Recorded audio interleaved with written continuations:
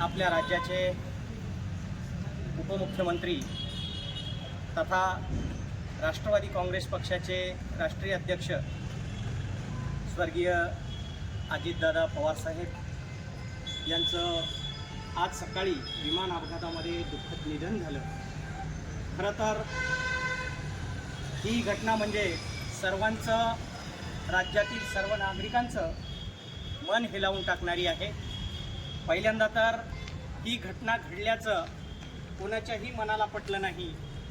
अगदी एका क्षणात मुंबईवरून बारामती येथे येत असताना विमान अपघात झाला आणि त्या विमान अपघातामध्ये उपमुख्यमंत्री अजितदादा पवारसाहेब यांचं दुःखद निधन झालं।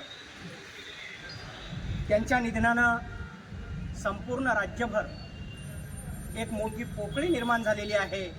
राजकारणातील एक निर्भीड, रोखठोक नेता, सर्वसामान्य कार्यकर्त्यांच्या सुखादुःखाची जाणीव असलेला असा हा एक नेता आपल्यातून आज निघून गेला आणि त्यांच्या जाण्यानं संपूर्ण राज्यामध्ये एक मोठी पोकळी निर्माण झालेली आहे।